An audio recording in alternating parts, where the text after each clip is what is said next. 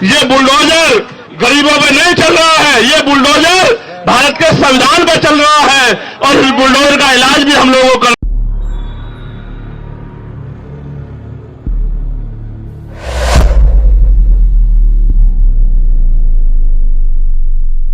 अस्सलाम वालेकुम, मैं सैयद दिशाम रिजवी आज की एक न्यूज़ के साथ आपके साथ हूं। ज़्यादा लंबी वीडियो नहीं बनाया करता हूं, इस वजह से न्यूज़ें अलग अलग कर रहा हूं।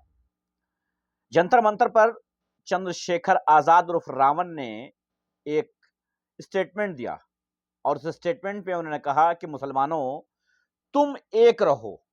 ये नहीं कहा कि तुम एक हो जाओ, तुम मेरे साथ आ जाओ, नहीं, ऐसी कोई बात नहीं। उन्होंने कहा तुम एक रहो। मैं मुसलमानों से अपील करता हूं कि तुम एक रहो। तुम्हारी आवाज हम यहां से संसद तक उठाएंगे, लड़ेंगे तुम्हारे लिए, लेकिन तुम एक रहो, तुम आपस में ना बटो। ये चंद्रशेखर रावण के अल्फाज हैं। जी हां, चंद्रशेखर जो कि लोकसभा सीट जीत करके आए हैं नगीना से, और उन्होंने अनाउंस भी किया था वहां कि यहां पर जितने वोट मुझे दलितों के मिले हैं उससे ज्यादा मुसलमानों के मिले हैं, तो ये कोई ना समझे कि अब मुसलमानों पर अत्याचार कर लेगा और रावण बैठ के देखेगा। ऐसा कुछ नहीं होने वाला।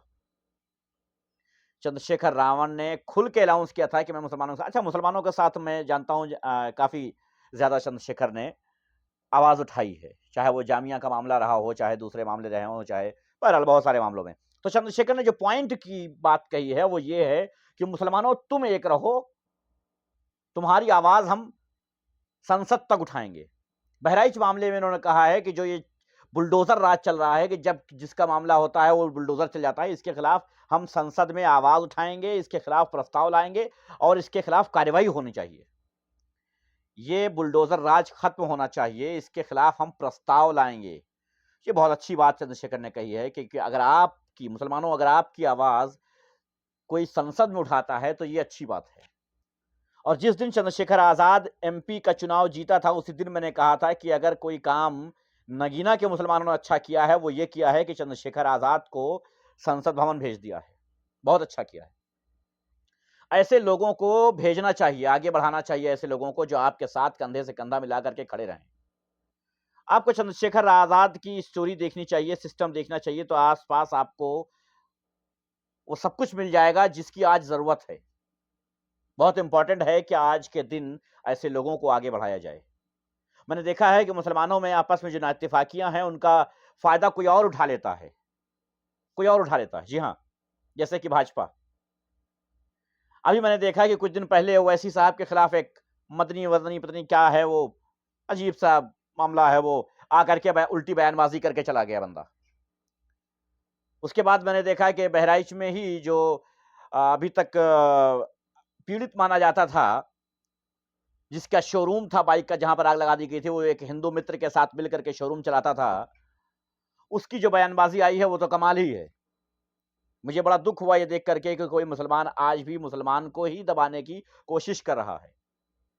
तो मुसलमानों ये बात आपको समझना होगा। ये बुलडोजर गरीबों पे नहीं चल रहा है, ये बुलडोजर भारत के संविधान पे चल रहा है और इस बुलडोजर का इलाज भी हम लोगों को करना पड़ेगा। आज मैं आपको विश्वास दिलाता हूं, जिस तरह से जानबूझ के टारगेट करके मुसलमानों के खिलाफ हिंसा का और ये धर्म के आधार पर जो है अपमान करने का काम किया जा रहा है, पार्लियामेंट में आवाज उठा के इस पे कानून बनवाने का काम भी हम लोग करेंगे। मेरी इस बात को आप लोग याद रखना।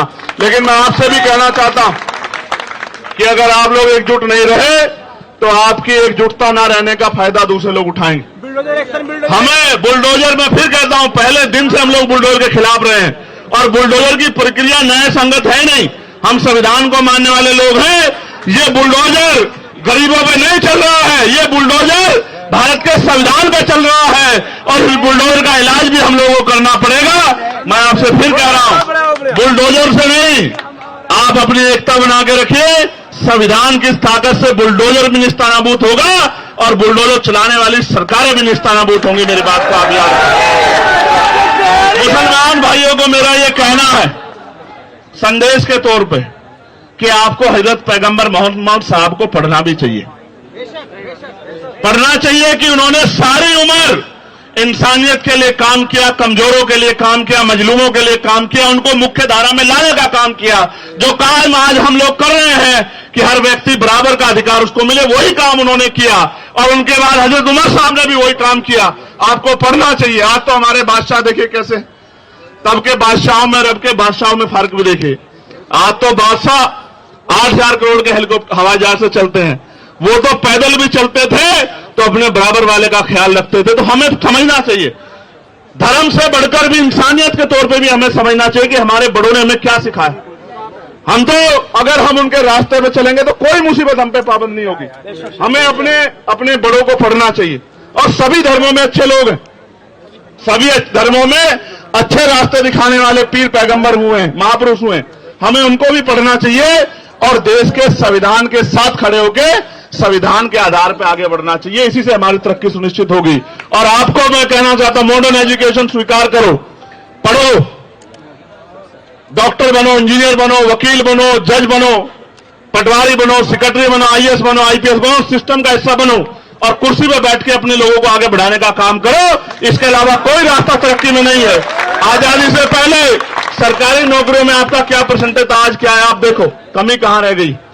ये मैंने नहीं की है, ये आपको हमें मिलकर सोचना पड़ेगा कि जब तक हम लोग एजुकेशन को स्वीकार नहीं करेंगे और संविधान के फैसलों के साथ नहीं खड़ोगे तो हमें परेशानियों का सामना करना पड़ेगा। मैं आप सबका धन्यवाद देता हूं और आपको विश्वास दिलाता हूं, तमाम तरह की साजिशों षड्यंत्रों के बावजूद भी, तमाम तरह के रास्ते रोके दब बजाने के बावजूद भी हम लोग आपके साथ खड़े हैं और हर कदम पर आपके साथ खड़े रहेंगे। कभी आपको अकेला नहीं छोड़ेंगे, हर कमजोर के साथ खड़े हैं। बहुत बहुत अभी जब इस वक्त मैं ये वीडियो बना रहा हूं, इस वक्त भी भागलपुर में प्रॉब्लम क्रिएट हो गई है बिहार में। अभी पूरी पुख्ता न्यूज नहीं आई है, लेकिन भागलपुर में वो गिरिराज सिंह नामक एक चुनाव जीतकर आया हुआ गुंडा, मैं तो यही कहूंगा कि चुनाव जीत चुका है लेकिन वो गुंडा, वो स्वाभिमान रैली नामक कुछ निकालने वाला था, शायद पता नहीं उसी में मामला हुआ या कहां हुआ मुझे नहीं पता, अभी पूरी इंफॉर्मेशन नहीं मिली। लेकिन हाँ, भागलपुर में कुछ मामला क्रिएट हुआ है। अब देखना है कि वहां क्या होता है और क्या हुआ है। तो मुसलमानों, तुम्हें समझना होगा अब इस बात को कि अब जरूरी है, बहुत ज्यादा, बहुत इंपॉर्टेंट है, हर जगह, हर तरह से। अभी एक दिल्ली की वीडियो वायरल हुई है, कुछ मुस्लिम लड़कियां नकाब पहन के, कुछ आज चूंकि नवरात्रि है तो आज लगा रही थी मेहंदी। मुस्लिम लड़कियां जो ब्यूटी पार्लर वगैरह की रही होंगी, वो हिंदू धर्म की औरतों को मेहंदी लगा रही थी। वहां पर एक नौजवान आता है और गालियां देना शुरू हो जाता है और कहता है कि आज भी ये लोग नकाब पहन के आई हैं, तुम लोगों को शर्म आनी चाहिए। अगर इनको बड़े भाईचारे की बड़ी जो है वो करना था तो आज नकाब उतार के आती। क्यों भाई, नकाब उतार के क्यों आती? आज क्या मतलब कोई अलग स्पेशल दिन है कि आज की जो है मुस्लिम महिला अपने हिजाब उतार दे? क्यों भाई? कहता है कि ये मेरी बहन बेटियों को बेचते हैं और तुम इनसे ही मेहंदियां लगवा रही हो, और वहां से मुस्लिम बेटियों को भगा देता है। अभी वीडियो वायरल हुआ है। तो ये बात समझनी पड़ेगी मुसलमानों को, इंपॉर्टेंट है इस दौरान ये बात उन्हें समझनी पड़ेगी कि हम कहां खड़े हैं। अब ये चीज ना, आप ये कोई मिसाल देने वाली चीज नहीं है कि कोई भी पकड़ के तोड़ देगा, ये कोई भी तोड़ देगा, ये कोई भी तोड़ देगा, ये कोई भी तोड़ देगा, ये कोई भी तोड़ देगा। ये कोई मिसाल देने वाली नहीं है, लेकिन इसे कोई नहीं तोड़ पाएगा, ये सबको पता है। और जब ये बन जाता है,